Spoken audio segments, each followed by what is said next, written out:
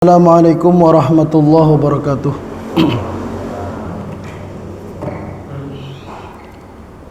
Innal hamdalillah nahmaduhu ta'ala wa nasta'inuhu wa nastaghfiruhu wa nastahdihi wa na'udzu billahi min shururi anfusina wa sayyiati a'malina may yahdihillahu fala mudilla lahu wa may yudlil fala hadiya lahu. Asyhadu an la ilaha illallah wahdahu la syarika lah wa asyhadu anna Muhammadan abduhu wa rasuluh. Ya ayyuhalladzina amanu taqullaha haqqa tuqatih wa la tamutunna illa wa antum muslimun. Ya ayyuhan nasu taqu rabbakumul ladzi khalaqakum min nafsin wahidah wa khalaqa minha zawjaha wa batha minhuma rijalan katsiran wa nisaa'a wattaqullaha alladzi tasaaluna bihi wal arham innallaha kana 'alaikum raqiba. Ya ayyuhalladzina amanu taqullaha wa qulu qawlan sadida yuslih lakum a'malakum wa yaghfir lakum dhunubakum wa may yuti'illaha wa rasulahu faqad faza fawzan 'azima. Fa inna asdaqal hadithi kitabullah wa khairal hadyi hadi Muhammadin sallallahu alaihi wa alihi wasallam wa syarrul umuri muhdatsatuha wa kullu muhdatsatin fid dini bid'ah wa kullu bid'atin dhalalah wa kullu dhalalatin finnar. Amma ba'du, ikhwani fillah, akhwati fid din, a'azakumullah. Di pagi hari ini, di pertengahan bulan Rajab 1447 Hijriah, kita akan melanjutkan insyaallah membaca kitab Fawaidul Fawaid yang merupakan kitab yang ditulis oleh Ibnu Qayyim Al-Jauziyah rahimahullah, asalnya dengan judul Al-Fawaid, yang kemudian disusun ulang, dirapikan agar lebih memudahkan untuk dipahami oleh Syekh Ali bin Hasan Al-Halabi Al-Athari rahimahullah. Kemudian diberi judul Fawaidul Fawaid. Kita masih di bab pertama tentang seputar tauhid dan akidah. Naam. Di pagi hari ini kita akan membaca pasal yang ke-12. Pasal ke-12 masih memiliki hubungan, masih memiliki keterkaitan dengan pasal sebelumnya, pasal 11.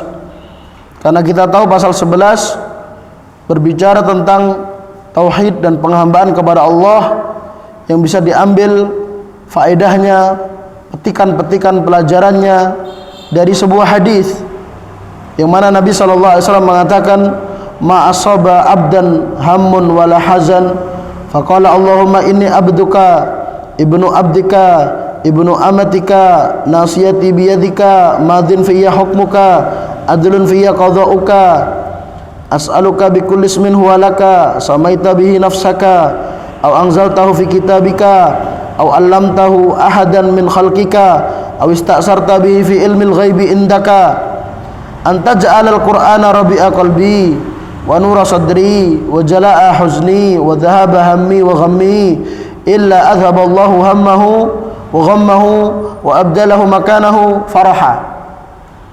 Ya, di pasal 11 sebelumnya ya, penjelasan penulis tentang hadis ini, ya.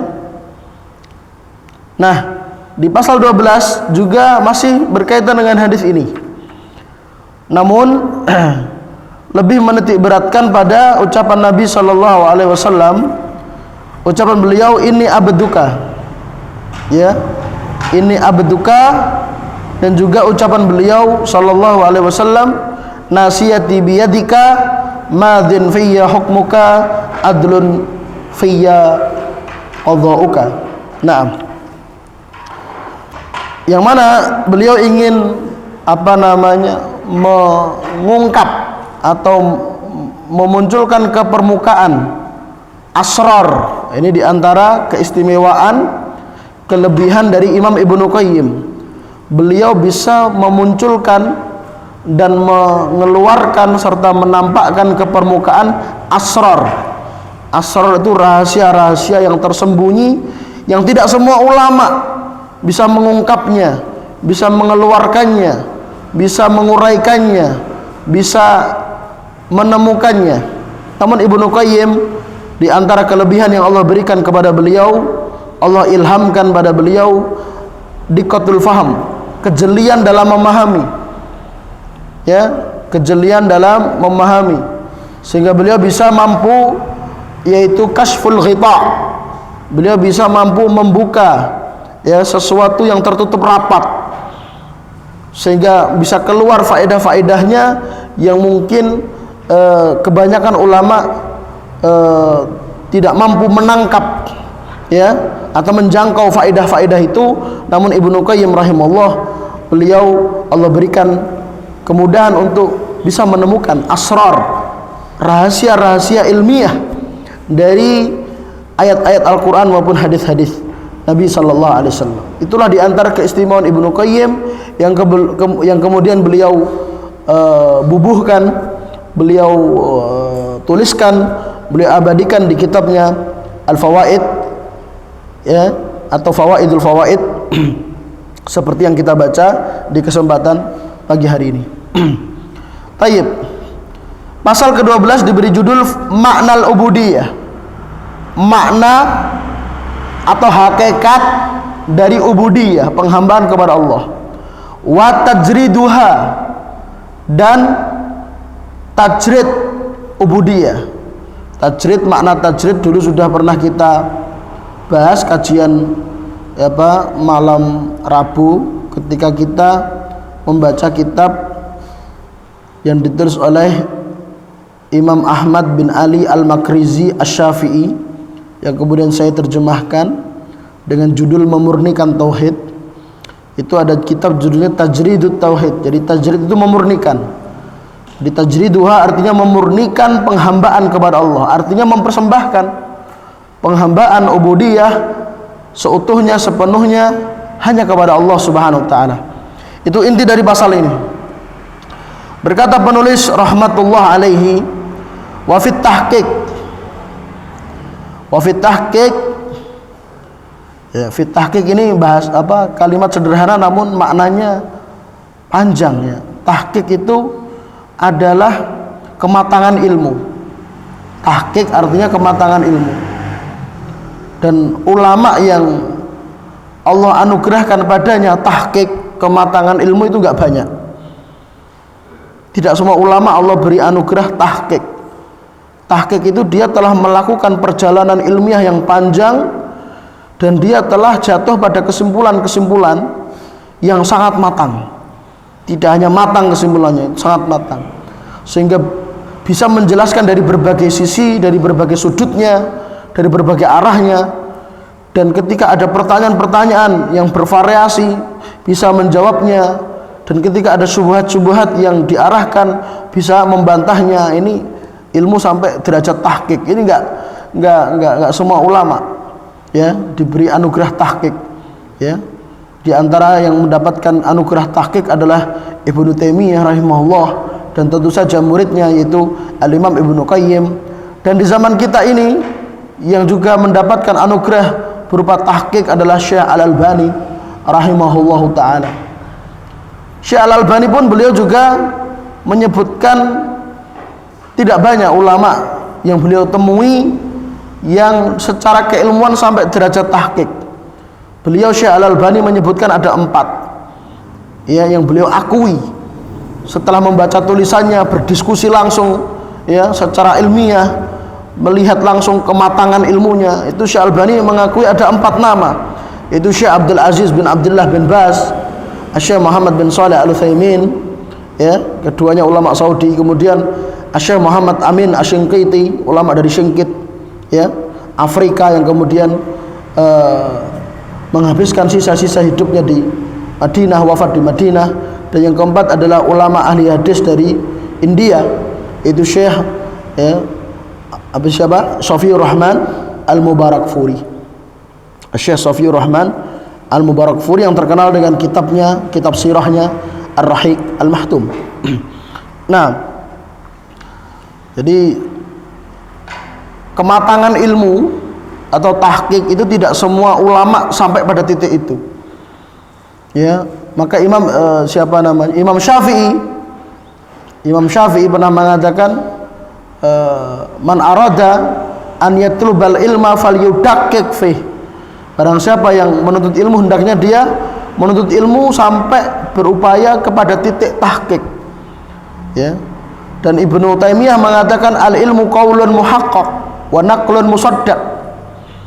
Ilmu itu adalah apa yang disampaikan sudah sampai taraf tahqiq, kematangan. Jadi nggak setengah-setengah, ya, mengatakan sesuatu terus nanti ada pertanyaan malah bingung dewe, ya kan?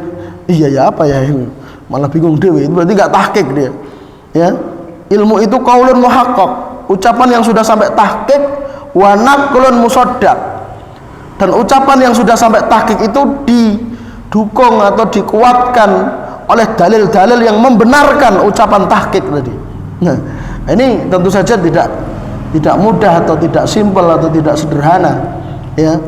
Nah, ilmu yang sampai pada yakni derajat tahqiq. Dan barangkali di zaman kita ini ulama yang masih hidup yang sampai derajat tahqiq, ya, seperti Syekh Abdul Muhsin Al-Abbad, ayahanda dari Syekh Abdul Razak Al-Badr, kemudian Syekh Saleh bin Fauzan Al-Fauzan, kemudian yang kemarin baru saja mengisi daurah, ya, itu Syekh Masyhur bin Hasan Alu Salman. Ini mereka orang-orang yang, ya, sudah sampai level tahqiq, ya. Nah, di sini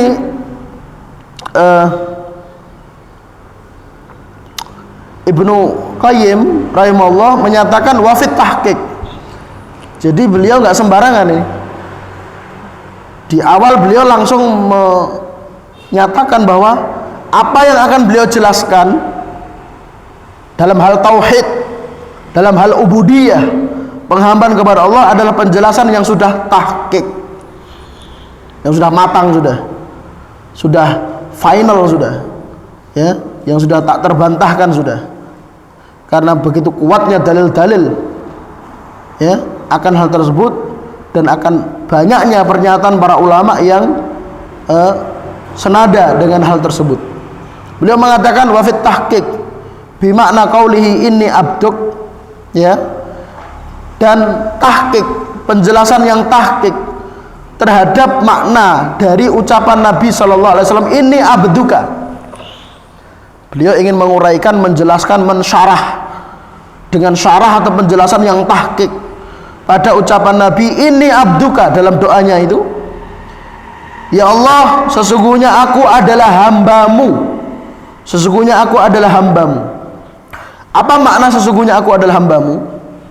Penjelasannya sebagai berikut: iltizamu ubudiyatihi minadz-dzul wal khudu' wal inabah wa imtithalu amri sayyidih wa ijtinabu nahyihi wa dawamul iftiqari ilaihi wal laja'i ilaihi wal isti'anati bih wa tawakkuli alaih wa iyadhil abdi bih wal yadhihi bih wa alla yata'allaqa qalbuhu bi ghairihi mahabbatan wa khaufan wa raja'an.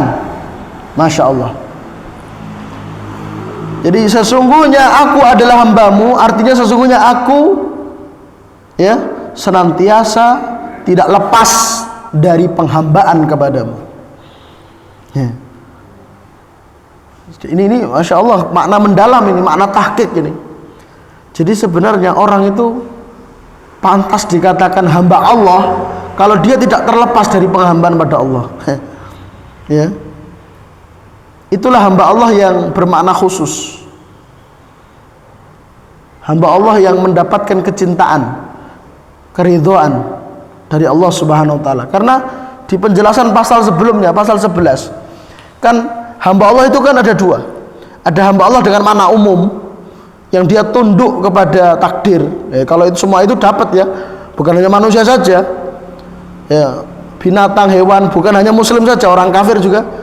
Orang kafir apa bisa mereka menghindar dari takdir Allah? Kan nggak bisa. Jadi itu hamba yang bersifat umum. Dan hamba yang bersifat umum itu tidak mendapatkan keistimewaan berupa mendapatkan kecintaan, keridhaan ya dari Allah Subhanahu wa taala. Tapi hamba yang mendapatkan kecintaan dan keridhaan dari Allah adalah hamba dengan makna khusus. Nah, hamba dengan makna khusus adalah ini, iltizamu ubudiyatihi, yang dia senantiasa iltizam, dia senantiasa iltizam ya. Nah, pernah ada faedah, saya pernah dengar dari salah satu ustadz kita, Ustadz Dr. Muhammad Nur Ihsan ya, hafizahullah. Beliau dulu doktor akidah di Universitas Islam Madinah dan sekarang beliau juga ngajar, dosen spesialis akidah juga di STD Imam Syafi'i Jember. Beliau mengatakan urutan 3 level, kita berada di level mana? 1 ya, ittiba. Ittiba itu tingkatan paling bawah. Atasnya tamasuk, atasnya lagi iltizam. Iltizam ini masya Allah level teratas gitu. Ittiba itu artinya mengikuti dalil, mengikuti sunnah, mengikuti Quran hadis, itu ittiba. Itu level paling dasar, tingkatan paling wajib, udah nggak bisa ditawar-tawar. Ada dalil kita ikut, itu nggak bisa ditawar itu. Sami'na wa ata'na, nggak bisa ditawar. Itu tingkatan paling bawah, level paling rendah. Nah, di atasnya ada namanya tamasuk. Tamasuk itu berpegang teguh dengan dalil, berpegang erat dengan Al-Quran dan Sunnah. Nah, ini level di atas ittiba. Level di atas ittiba artinya orang yang berpegang teguh dengan dalil itu otomatis dia ittiba. Orang yang ittiba belum tentu dia berpegang teguh, karena kadang ada orang itu dia mengikuti dalil ya di kondisi normal, kondisi nggak ada fitnah, kondisi nggak ada apa namanya desaan, nggak ada kondisi darurat, nggak ada, pokoknya kondisi nyaman ya, koncone melu dalil, medai melu dalil, itu kan itu ittiba. Tapi ada kondisi-kondisi ketika dia ditimpa musibah, dia ditimpa sebuah kondisi yang pelik, itu terkadang akhirnya dia lepas gitu kan, lepas karena sebuah kondisi ya. Maka Imam siapa itu, Syekhul Islam Ibnu Taimiyah rahimahullah mengatakan, laisa kullu man yatasanna shara sunniyan. Tidak setiap orang yang mengikuti sunnah otomatis menjadi ahlus sunnah ya.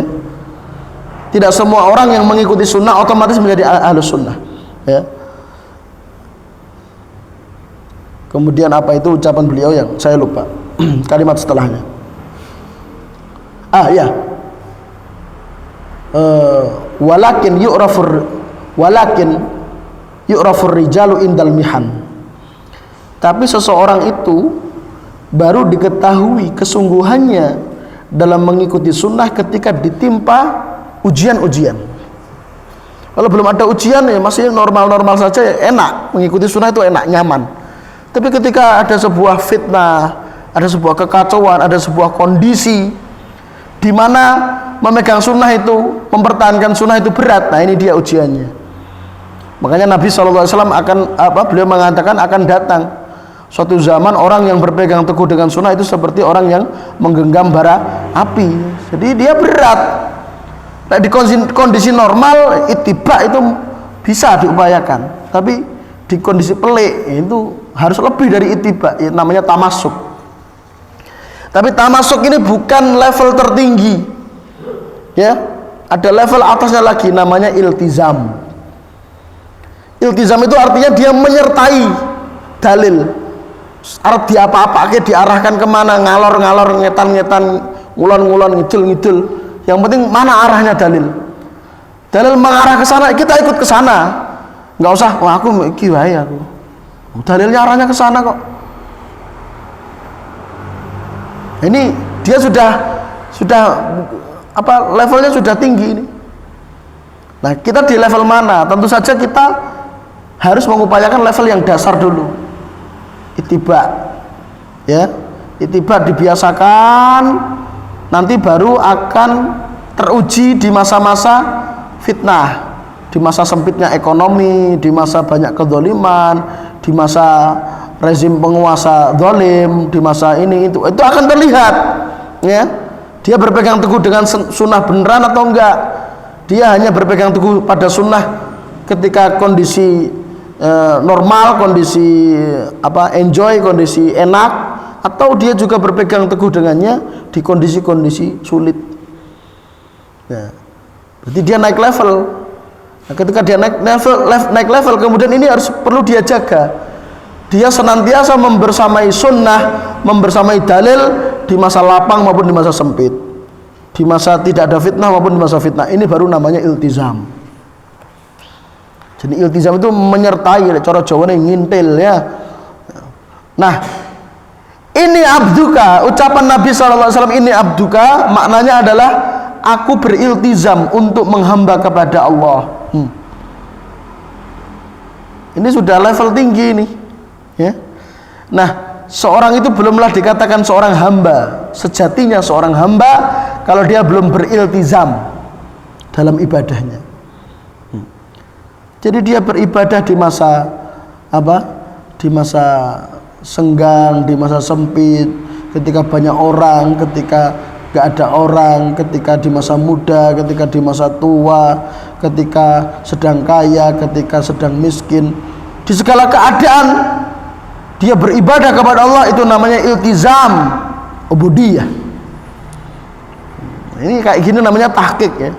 Penjelasan yang tahqiq, penjelasan yang mendalam. Nah, ini levelnya atau kelasnya Ibnu Qayyim rahimahullah.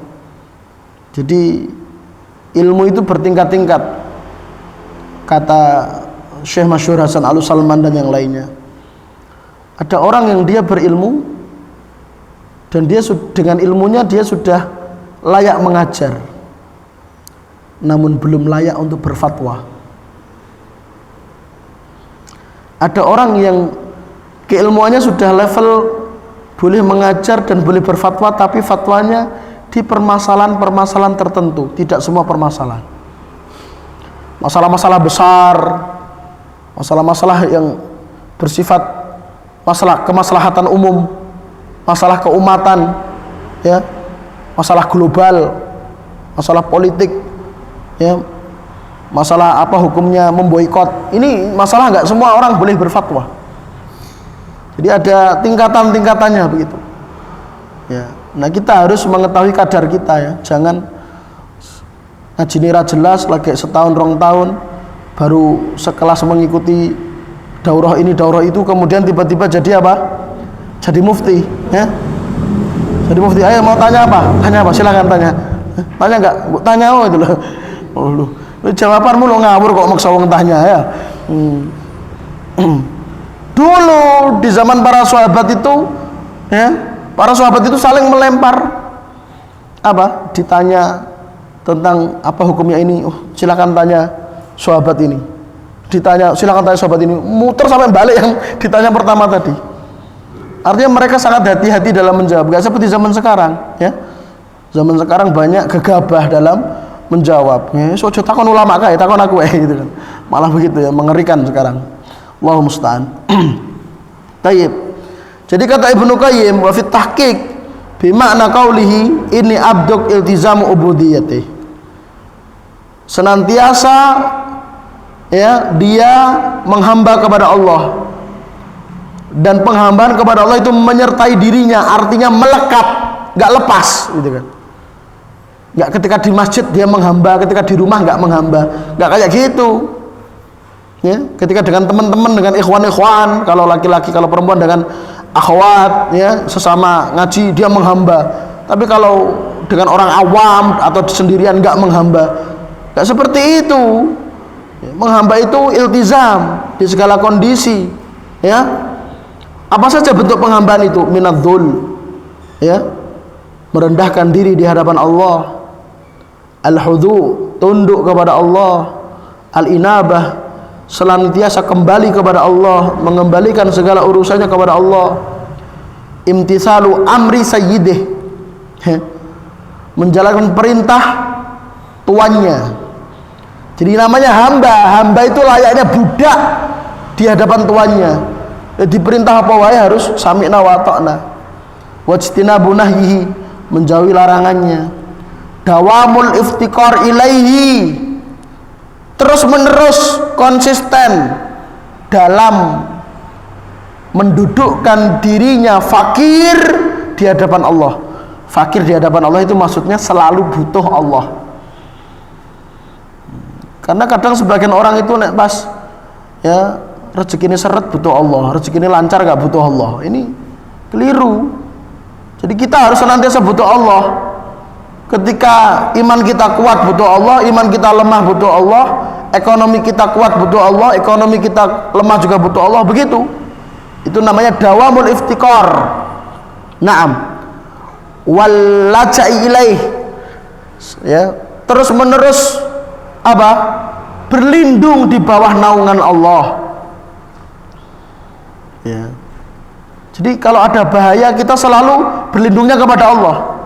Allahumma inni a'udzubika, Allahumma inni a'udzubika, ya Allah aku berlindung kepadamu, ya Allah aku berlindung kepadamu dari ini, dari itu. Ini seorang hamba kayak gitu. Ya. Wal isti'anati bih, dan senantiasa terus menerus memohon pertolongan kepada Allah. Wa tawakkul alaih, dan senantiasa bertawakal, bersandar, pasrah, menyerahkan urusannya kepada Allah. Wa iyadil abdi bih, dan senantiasa meminta perlindungan kepada Allah. Wal yadhi bih, dan meminta pembelaan dari Allah. Wa alla yata'allaqa qalbuhu bi ghairihi, dan hatinya tidak bergantung kecuali hanya kepada Allah. Mahabbatan, dengan penuh rasa cinta. Wa khaufan, dengan penuh rasa takut kepada Allah. Wa raja'an, dan dengan penuh rasa harap. Mahabbatan satu, khofaan dua, khaufan dua, raja'an tiga. Ini menunjukkan apa? Bahwa tiangnya ibadah ada tiga. Sering disampaikan para ulama ya di kitab-kitab akidah, ibadah kepada Allah itu ada tiga tiangnya. Mahabbah cinta, khauf takut, roja harap. Ya, tiga-tiganya harus ada dan harus seimbang. Rakeno abot sisih, ya. Rasa cintanya besar, tapi rasa takutnya lemah. Rasa harapnya besar, rasa takutnya lemah. Akhirnya apa?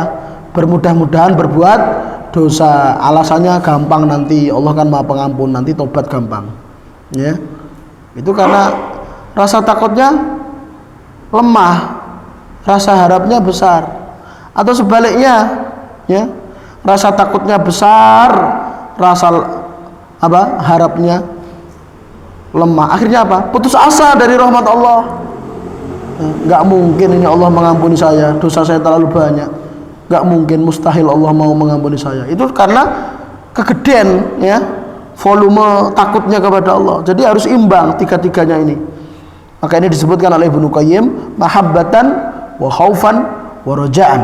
Nah, kemudian Ibnu Qayyim rahimahullah melanjutkan, wa fihi aidan, termasuk makna ucapan Nabi, ini abduka. Apa artinya ini abduka? Aku adalah hambamu. Ketika kita mendeklarasikan diri kita adalah hamba Allah, ya, ketika kita mendeklarasikan diri kita hamba Allah, apa yang seharusnya diwujudkan? Kata Ibnu Qayyim, ketika Nabi SAW mengatakan ini abduk, itu artinya ini abdun min jami'il wujuhi, saghiran wa kabiran, hayyan wa mayyitan, wa muti'an wa asiyan, wa mu'afa wa mubtala birruhi wal qalbi wal lisani wal jawarih. Aku adalah hambamu, artinya aku menghamba kepadamu dari segala sisinya, dari segala arahnya, dari arah manapun aku hambamu. Maksudnya ketika aku masih kecil aku hambamu, ketika aku sudah besar, sudah menua, aku juga hambamu. Ketika aku masih hidup aku hambamu, ketika aku diwafatkan juga aku hambamu. Ketika aku taat kepadamu, aku hambamu. Ketika aku bermaksiat, aku juga hambamu. Apa artinya? Aku bermaksiat itu hambamu. Artinya ketika tergelincir pada dosa dan kemaksiatan, segera bertaubat, segera mengakui kesalahan dan bertekad tidak mengulangi. Jadi itu aku hambamu ketika bermaksiat, itu artinya ya. Aku hambamu ketika bermaksiat artinya ketika lalai, ketika khilaf, tergelincir pada dosa dan maksiat, segera bertaubat. Itu artinya aku hambamu ketika bermaksiat. Nah, jadi jangan salah pahami ya. Jadi maksiat itu juga bentuk penghambaan pada Allah. Keliru ya. Mu'afa itu dalam keadaan sehat, dalam keadaan normal ya, dalam keadaan ekonomi membaik, keadaan nyaman ya. Wa mubtala, dan ketika mendapat musibah aku juga hambamu ya. Jadi uripku penak ya menghamba pada Allah, uripku ruwet ya menghamba pada Allah gitu loh. Jangan menghamba pada Allah ketika hidupnya sedang ruwet saja ya. Ketika hidupnya nyaman malah lupa. Tapi aku menghamba kepadamu mu'afa wa mubtala.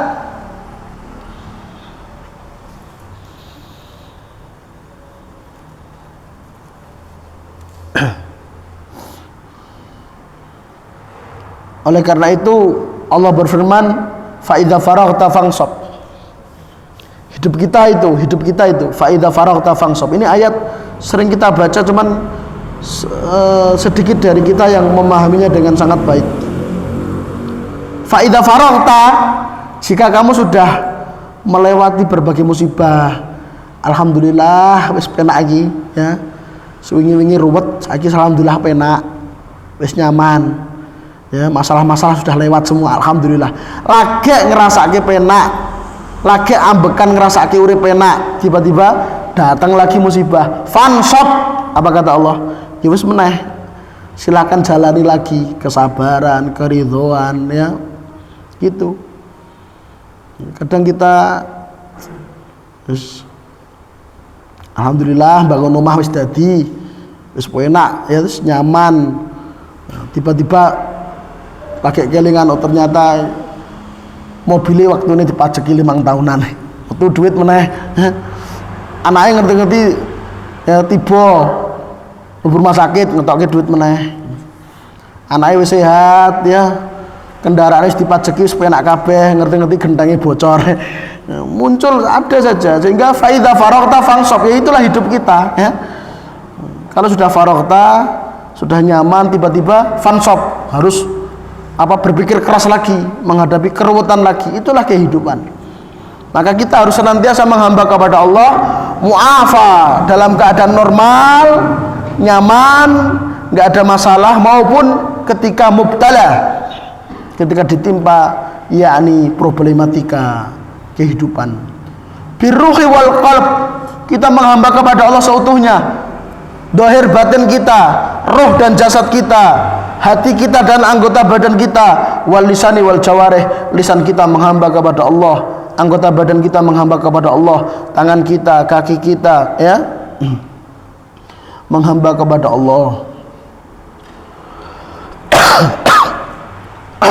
Wa fi aidan, termasuk makna dari ucapan Nabi sallallahu alaihi wasallam, ini abduk, sesungguhnya aku adalah hambamu. Apa maknanya? Inna mali wa nafsi ma mulkun laka, inna mali wa nafsi mulkun laka, sesungguhnya hartaku, jiwaku milikmu ya Allah ya.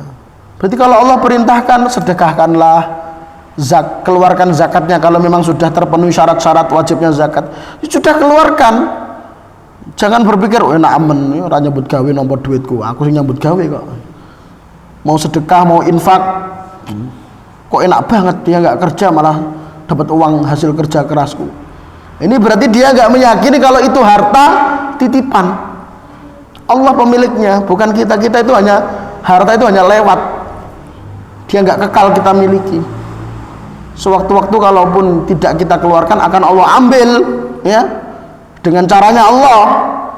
Maka kita harus segera sadar bahwa harta yang ada di rumah kita, harta yang ada di tabungan kita itu hakikatnya mulkun laka, milikmu sepenuhnya ya Allah.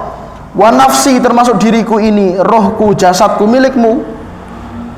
Sewaktu-waktu bisa diambil, kaki bisa berjalan sehat tiba-tiba lumpuh, ya, tubuhnya sehat tiba-tiba lumpuh separuh, ya Allah bisa saja mengambil sewaktu-waktu. Itu harus kita yakini, ya, sehingga apapun takdir Allah kita kemudian tidak protes kepada Allah, tidak murka kepada Allah, namun ridha. Inna mali wa nafsi mulkun lak fa innal abda wa ma yamliku li sayyidih. Jadi kita itu harus memposisikan diri kita seperti budak di hadapan tuannya, ya, di hadapan tuannya, gitu loh. Semua yang kita miliki adalah milik Tuhan, yaitu semua yang kita miliki itu sebenarnya hakikatnya milik Allah, bukan milik kita. Naam. Kemudian kata Ibnu Qayyim, wa fihi aidan, termasuk makna dari ucapan Nabi, inni abduk, sesungguhnya aku adalah hambamu, adalah innaka antal ladzi mananta alayya bi kulli ma ana fihi min ni'matin fadzalika kulluhu min in'amika ala abdik. Sesungguhnya engkau yang telah memberikan anugerah kepadaku berupa kenikmatan, maka semuanya itu darimu. Kenikmatan darimu kepada hambanya. Artinya seorang hamba, namanya saja hamba, gak boleh dia bangga dengan kecerdasannya, kehebatannya, ya. Oh, ini kekayaanku karena kecerdasanku, karena ketelatenanku, karena kehebatanku, ya. Dan dia tidak menyandarkan kenikmatan itu kepada Allah. Itu bukan seorang hamba. Seorang hamba, dia meyakini bahwa kecerdasannya, ketelatenannya, keuletannya, kerja kerasnya itu adalah hanya sebab atau perantara saja. Hakikatnya sang penentu adalah Allah. Seperti itu hamba. Sehingga membuahkan tawadhu dan tidak sombong, karena semuanya itu adalah pemberian dari Allah. Wa fihi aidan, kemudian kata Ibnu Qayyim rahimahullah, termasuk di antara makna dari ucapan Nabi SAW, inni abduk, sesungguhnya aku adalah hambamu, maknanya inni la atasarrafu fima khawaltani min mali wa nafsi illa bi amrik kama la yatasarraful abdu illa bi idzni sayyidih. Lihat, Masya Allah, bagus sekali ya penjelasannya. Aku hambamu, artinya harta yang engkau titipkan kepadaku, kesehatan yang engkau titipkan kepadaku, tidaklah aku manfaatkan kecuali yang sesuai dengan perintahmu. Itu baru hamba. Tapi duit-duitku dewe sakarepku no, nah itu bukan hamba, ya. Ini duit-duitku dewe sakarepku no, arep tak nggo perkara halal apa perkara haram. Sakarep-karepku duit-duitku dewe, hasil nyambut gaweku dewe kok. Itu bukan hamba. Seorang hamba tidak memiliki cara berpikir seperti itu. Seorang hamba, kata Ibnu Qayyim, harta yang aku miliki, kekayaan yang ada padaku, ini milik Allah, titipan dari Allah. Oleh karena itu saya tasarrufkan, kata Ibnu Qayyim, la atasarruf, saya tasarrufkan, saya belanjakan, saya keluarkan di jalan Allah sesuai dengan perintah Allah, aturan Allah, syariat Allah. Kesehatanku ini, mataku bisa melihat, telingaku bisa mendengar, mulutku bisa bicara, kakiku bisa melangkah, tanganku bisa aku ayunkan, dan seterusnya. Akalku bisa berpikir. Ini pemberian dari Allah, harus dimanfaatkan, difungsikan sesuai dengan perintah Allah. Itu baru namanya hamba.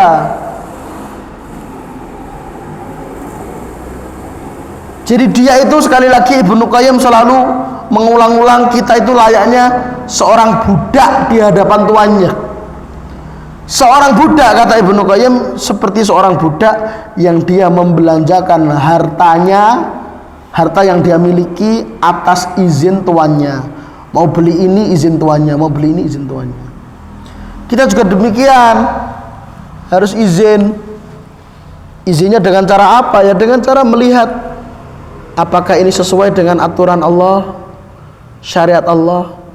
Kalau sesuai dengan syariat Allah, aturan Allah, berarti diizinkan. Belum juga istikharah. Siapa di antara kita yang sering istikharah? Istikharah termasuk minta izin kepada Allah. Itu seorang hamba. Jangan seorang hamba kurang istikharahnya. Wa inilah amliku li nafsi dzarra wala naf'a wala mautan wala hayatan wala nusyuran fa in sahalahu syuhudu dzalik faqad qala inni abduka haqiqatan. Masyaallah, berat ini ya. Dan sesungguhnya aku ya tidak mampu menghindari madharat yang mengarah kepadaku. Kalau ada sebuah bahaya dan aku selamat darinya, itu murni kehendak Allah. Adapun saya gerak cepat sehingga enggak jadi kecelakaan, itu hanyalah sebab saja. Allah yang menggerakkan kita untuk cepat. Ya, betapa banyak orang itu yang selamat dari apa? Bahaya, ya, mara bahaya, kecelakaan dan yang lainnya. Yang seandainya dia telat sepersekian detik, itu dia sudah enggak selamat. Allah yang menakdirkan semuanya itu. Wala naf'an, demikian pula manfaat. Tidaklah manfaat yang aku dapatkan itu murni dariku, itu yang murni dari Allah. Aku hanyalah berusaha. Demikian pula kematian, kehidupan dan kebangkitan di akhirat. Jika benar semuanya itu ada pada diri seseorang, barulah dia pantas dikatakan seorang hamba yang menghamba kepada Allah sepenuhnya. Alias hamba Allah sejati ya kayak gini yang dijelaskan Ibnu Qayyim. Ya berarti saya bukan hamba Allah, Ustadz. Ya, kita hamba Allah, cuman level penghambaan kita kepada Allah itu bertingkat-tingkat. Kita harus selalu naik level.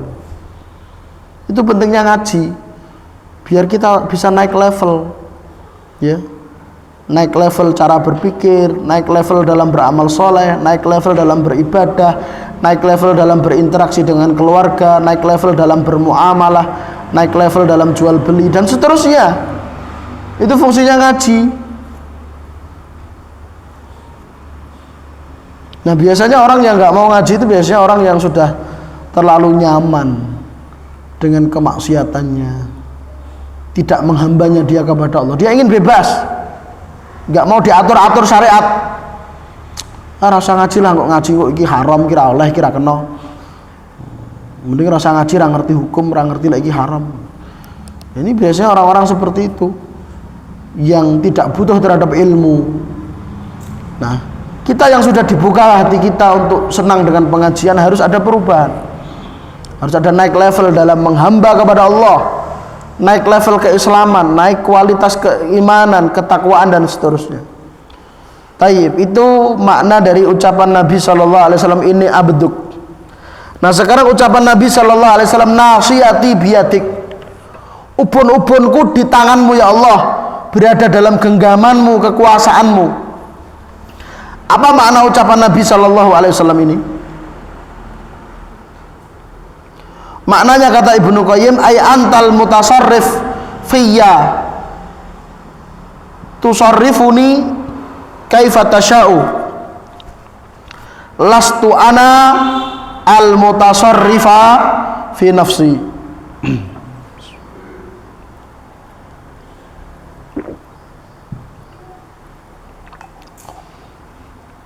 Artinya engkau, hanya engkau ya Allah satu-satunya yang mengurus hidupku. Engkau mengurus hidupku, mengatur rezekiku, mengatur kehidupanku, ya, mengatur keluargaku, mengatur bisnisku dan seterusnya sesuai dengan yang engkau kehendaki. Aku tidak ada campur tangan terhadapnya. Aku hanya berusaha, aku hanya berikhtiar, aku hanya berencana. Kan begitu. Itu makna nasiyati biyadik, kata Ibnu Qayyim.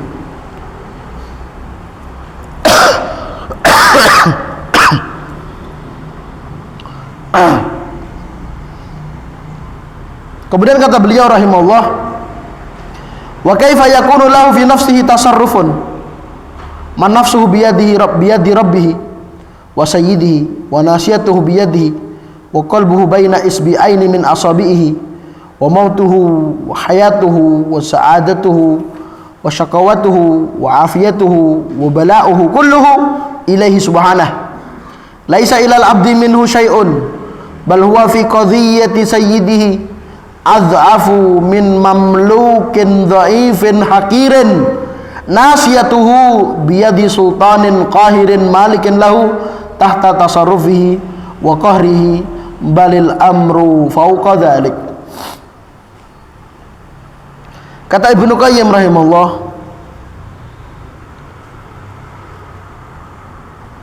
bagaimana mungkin bisa dikatakan bahwa diri kita itu menentukan nasib kita sendiri? Seperti ucapan sebagian orang ya, bahwa kita menentukan nasib kita sendiri. Nah, itu pernyataan salah kata Ibnu Qayyim. Kok bisa ada orang menganggap dirinya lah yang menentukan nasibnya? Ya, padahal dirinya itu apa?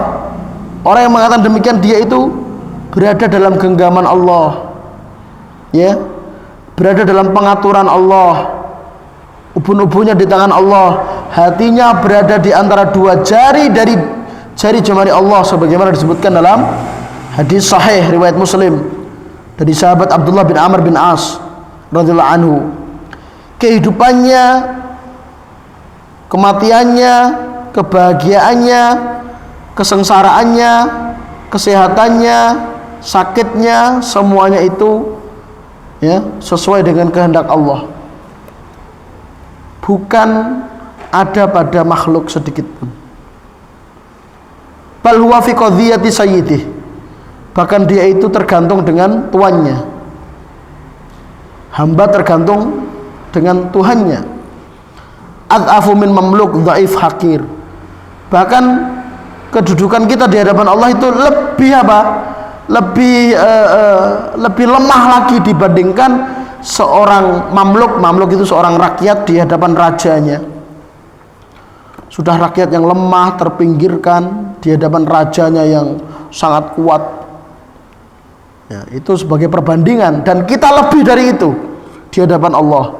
Kenapa? Karena al-amru fauqa dzalik. Karena hakikatnya jauh di atas itu.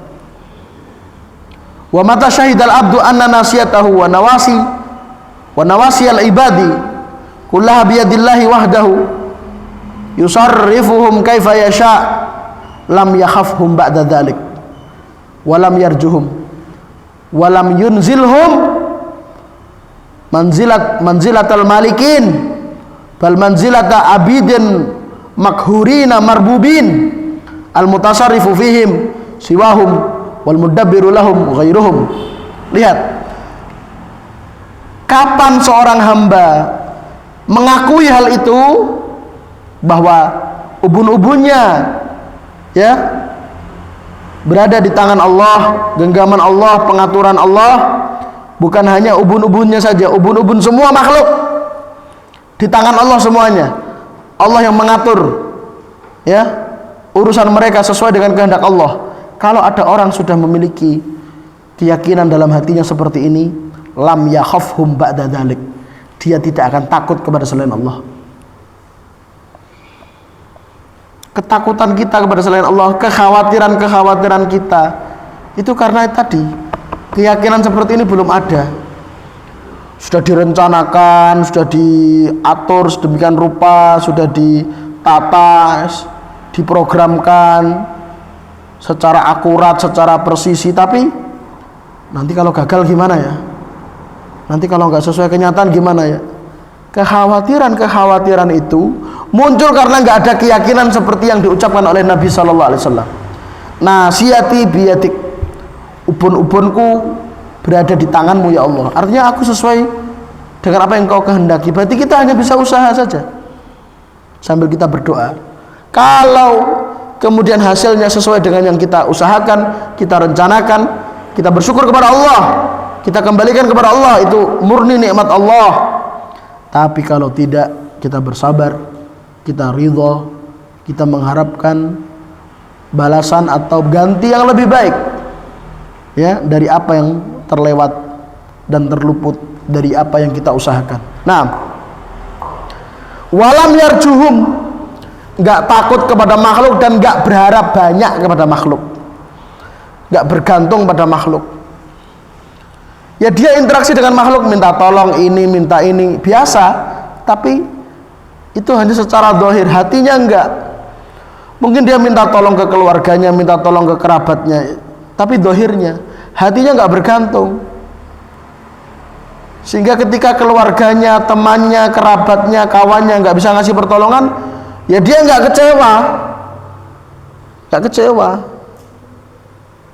Tapi kalau kecewa, ya, kira so nolongi piye toh?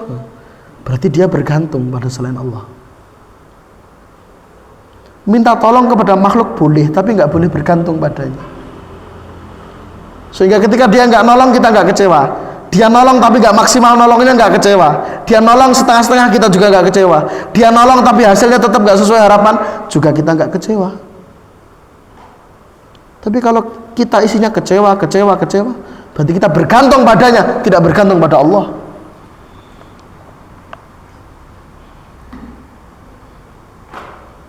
Walam yunazzilhum manzilatal malikin. Orang itu kalau sudah menghamba kepada Allah, dia tidak akan menjadikan selain Allah selayaknya raja. Makanya ungkapan apa? Pembeli adalah raja. Apa? Ungkapan pembeli adalah raja itu tidak sepenuhnya benar. Ya. Jadi kita itu ungkapan-ungkapan, istilah-istilah itu harus dicocokkan, ya, ditimbang dengan syariat. Jangan-jangan yang selama ini berjalan itu berseberangan dengan syariat. Orang itu kalau sudah menghamba kepada Allah, selain Allah itu tidak didudukkan sebagai raja, tapi didudukkan sebagai hamba yang sama. Semuanya berada di dalam pengaturan Allah, pengawasan Allah. Allah yang mengatur mereka, gak ada yang lain. Makanya Nabi kita Muhammad SAW melarang umatnya untuk berlebih-lebihan memuji beliau. La tutruni, kata Nabi SAW. Jangan kalian memuji-mujiku berlebihan. Kama ataratin Nasara Isa bin Maryam. Sebagaimana orang-orang Nasrani berlebih-lebihan memuji Isa, putra Maryam. Ini Abdullah, aku itu hamba Allah. Nah, kayak gitu. Ya. Cuman yang membedakan aku dengan kalian adalah aku utusan Allah. Fakulu, katakanlah bahwa aku Abdullah wa Rasuluh, adalah hamba Allah dan utusannya. Udah, nggak lebih.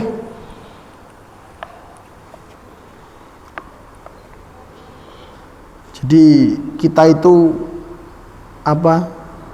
Jangan apa istilahnya? Kita itu ojo mabur ya. Kalau kita itu dirajakan, ya, laki-laki ya, perempuan diratukan, ya. Dirajakan, dispesialkan, ya, seneng. Tapi kalau nggak dirajakan, nggak diperhatikan, nesu. Emangnya gue cowok apaan itu kan? Aku nih gini renek regane aku. Tak lungo ya lungo gitu. Emangnya kamu siapa? Kita ini semuanya hamba, gitu. Ya. Makanya dulu kita pernah ngaji dulu ya, dulu banget. Kajian suwe banget 10 tahun yang lalu mungkin ya. Apa itu dulu kitab Ushulus Sunnah? Kok Ushulus Sunnah? Situ Duror, masih di Tambang Wetan dulu ya. Imam Ahmad itu. Imam Ahmad sampai apa? Kalau beliau menempuh jalan atau jalur yang sepi, ora apa-apa luwih adoh, ora apa-apa ngalang, sing penting sepi. Karena kalau banyak orang, beliau dikerumuni, dipuji, rebutan salaman, beliau nggak suka. Nah, sekarang malah ditongke, lu kira salaman karo aku, barokah gitu. Inginnya dispesialkan. Nah, seorang hamba nggak seperti itu. Seorang hamba melihat siapapun termasuk dirinya adalah ya abid, hambanya Allah, berada dalam aturan Allah. Ya. Nah, Kemudian kata Ibnu Qayyim, faman syahida nafsahu bihadzal mashhad sara faqruhu wa daruratuhu ila rabbih wasfan laziman lahu. Masya Allah.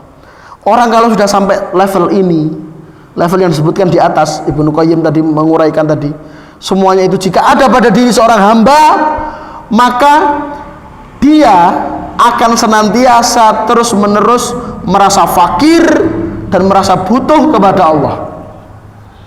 Itu menjadi sifat yang melekat padanya. Wa mata syahidan nas kadzalika lam yaftakir ilahim. Kapanpun bertemu dengan manusia, siapapun dia, dia nggak merasa butuh. Makanya mohon maaf ya, mohon maaf ini, manusia pedis saya rapopo tak omong ya. Bagi kita yang sudah ngaji itu, harus ngaji tenanan, apalagi ngaji akidah tauhid sampai level kayak gini, itu mohon maaf nggak ada ceritanya apa ketemu orang sing rodok penting sidik terus apa njaluk foto bareng. Wah, Ustadz nasional, Ustadz foto dulu Ustadz. Jadi HP ini kebak foto karo Ustadz Kai.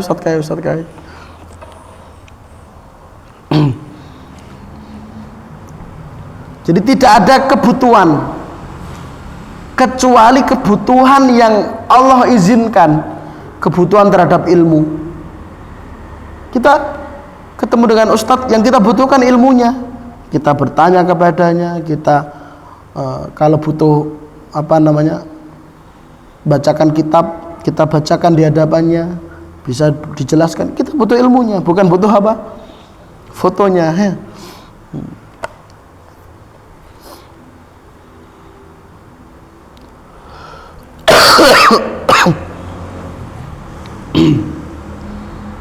Jadi ini penjelasannya sangat dalam dari Ibnu Qayyim.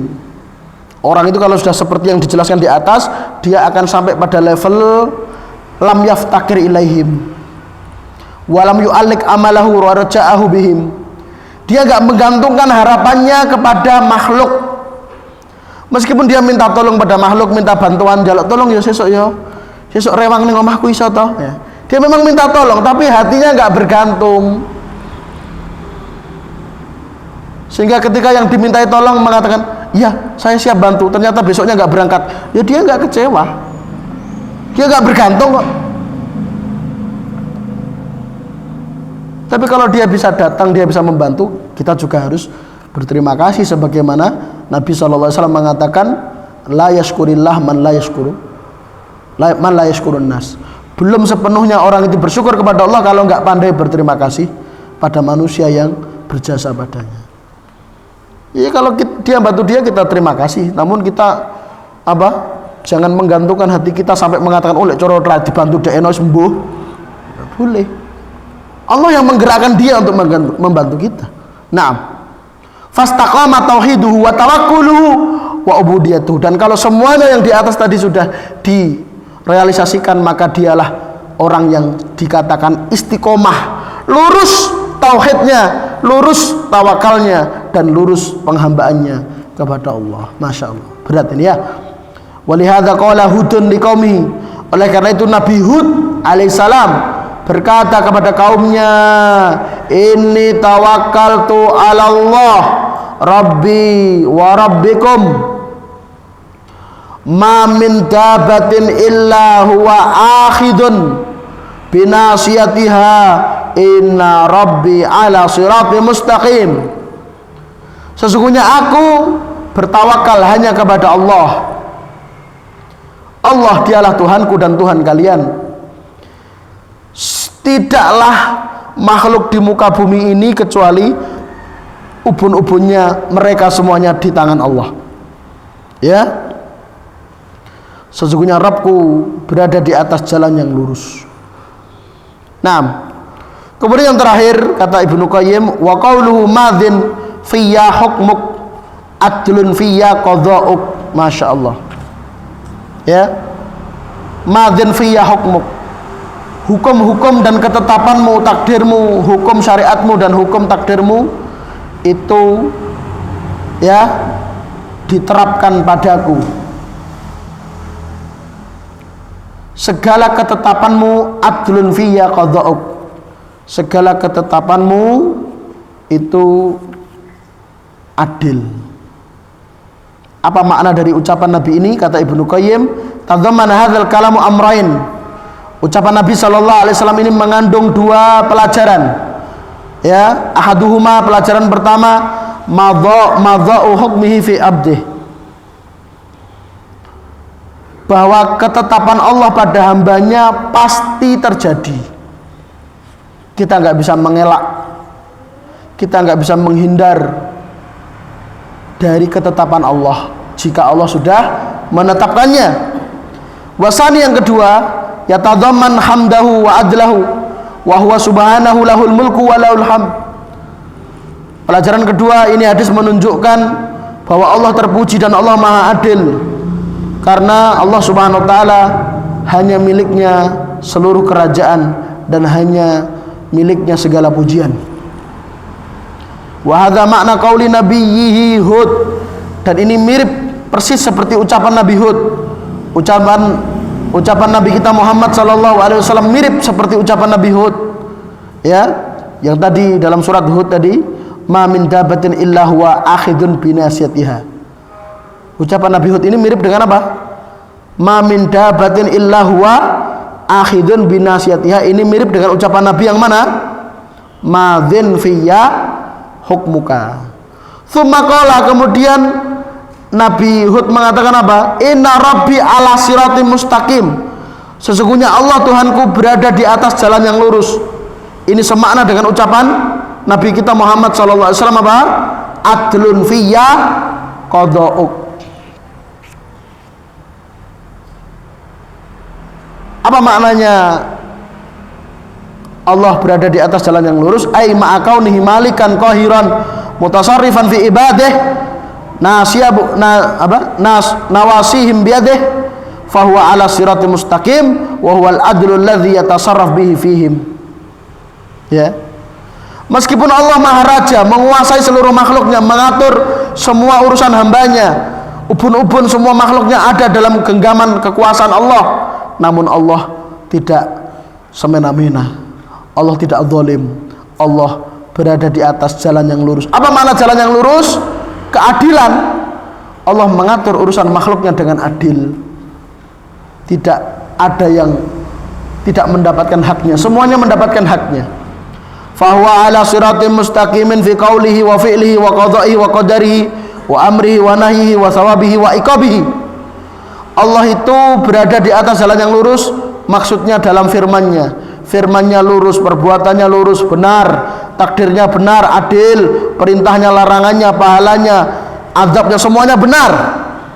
Fa khairuhu kulluhu sidqun, ya, wa qada'uhu kulluhu adlun. Fa khabaruhu kulluhu sidqun. Apa yang Allah firmankan semuanya benar. Wa qada'uhu kulluhu adlun. Apa yang Allah takdirkan semuanya tegak di atas keadilan. Wa amruhu kulluhu maslahah. Semua perintahnya, semua aturannya, semua ketetapannya itu mengandung maslahat bagi makhluknya. Walladzi naha anhu kulluhu mafsadah. Dan larangan-larangan Allah semuanya memang mengandung mafsadat, mengandung keburukan, sehingga Allah melarang.